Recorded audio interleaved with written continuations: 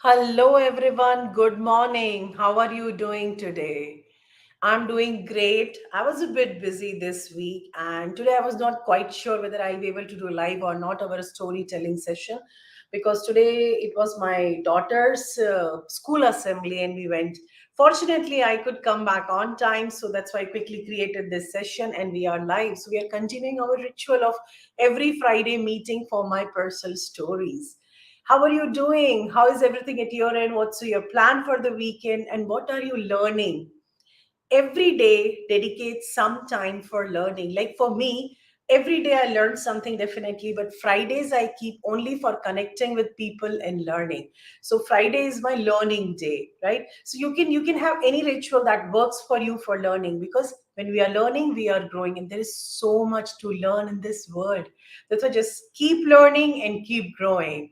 And before we start today's story, I want you to say hello in comments and I want to hear from you. How are you doing? How are things at your end? And which part of the world you are joining from? How is weather? How are things at your end? I would love to hear your stories. So let's get started. And before we do that, I want to share quickly with you. There are two events coming up which are like open to all, not the corporate events. The first one is on the 1st March, that is in DIFC Innovation Hub.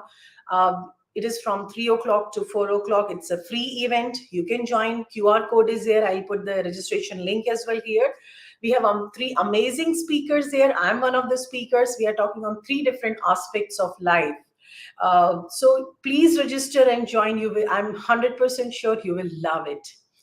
Another beautiful event coming up is I'm having a keynote in HR Tech Summit on 1st and 2nd. So my keynote is on 2nd. It's about neuroscience of stress management. This is brilliantly designed talk. You will love it. So I insist that if you are not attending the event, please register and attend. And when you are there, make sure that you come for the keynote. It's on the 2nd March around like 11:50, I think 11:40. The time is for my keynote. So please join, please register. I'm really looking forward to meet you at HR Tech Summit on 2nd March, 11:50, 11:45. Okay. So let's get started with our story now. Today's story is about the distance in our vision and the reality. So I will take you back to like it is story around 7, 8 years back when my daughter was 2 years, 1.5 or 2 years. She just started talking, and we went to Singapore, and we went to this Singapore Flyer, the big eye, that merry-go-round. And after finishing that, we went to a garden from where we could see the Singapore Flyer. So we were like, and after seeing the garden, we were just coming out. I was carrying my daughter, and she was facing towards Singapore Flyer. So she said, "Amma, see, it's oval."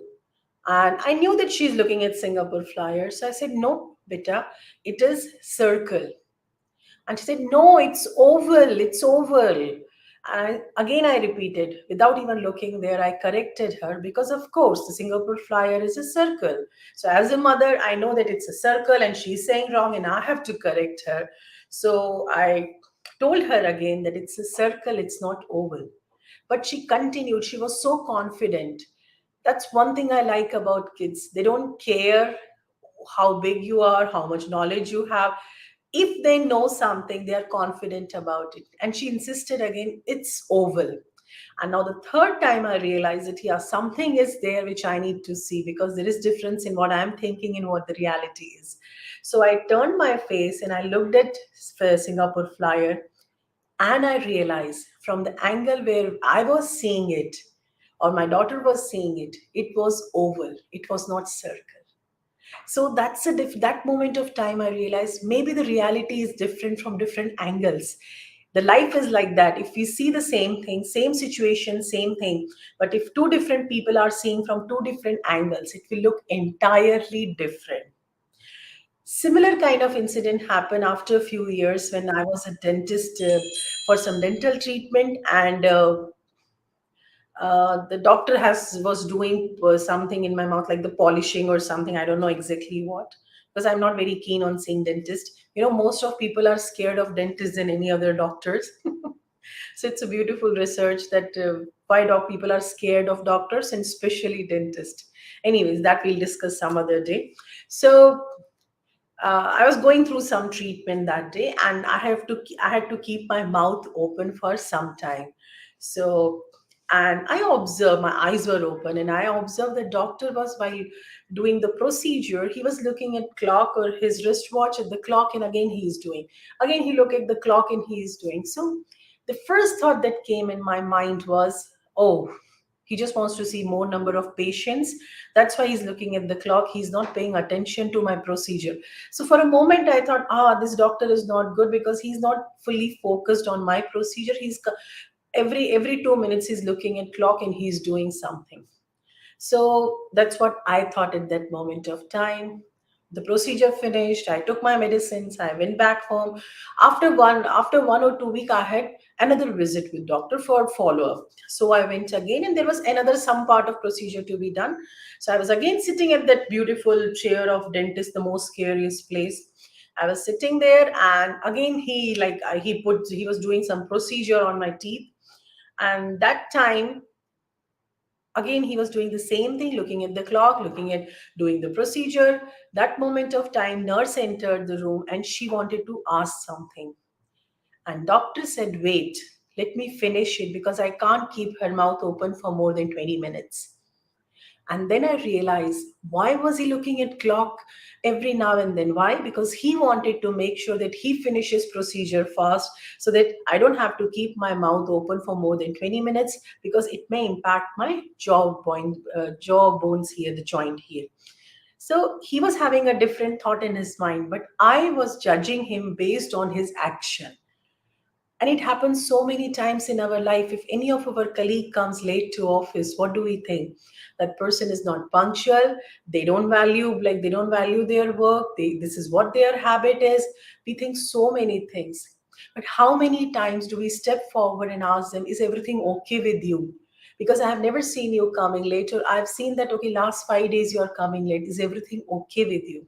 So rather than issuing a warning letter for that employee, if anybody from HR or any of their reporting managers or colleagues, if they step forward and ask, is everything okay with you?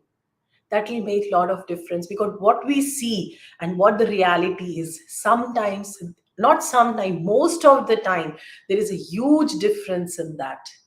We just read few lines of someone's book and we try to judge them, but the reality is that their book is much bigger than just few lines, and we cannot judge anybody based on just few lines. So it's always good to give benefit of doubt and just give some space, at least the realization that what I'm seeing and understanding and what the reality, there could be a gap between that. So let me give benefit of doubt, and let me try to understand, let me try to go as close as possible to that reality. This we can do in everyday life. Suppose like you have a teenage children or like younger children, if they behave in certain way, rather than getting angry, just say, take a step back and see, why are they doing like this? Should I try to first, I should try to understand why are they doing what they are going through. Maybe they are not able to share it, right? So there are a lot of things we can use this in, like this story, in our personal life, in our professional life. And everything begins with the self awareness, everything in the world. When I'm aware that my capability of seeing and the reality may be different, that awareness itself brings me to the next level, where I'm ready to accept and move forward to understand and close this gap. So I hope these two little incidents or the stories would have inspired you to see life in a different angle, give benefit of doubt to others, and try to understand them little more than before judging them. All the best. I wish you a very, very happy weekend, and I wish you lot of opportunities for learning and growth in your life. God bless you. Take care. Have a lovely weekend.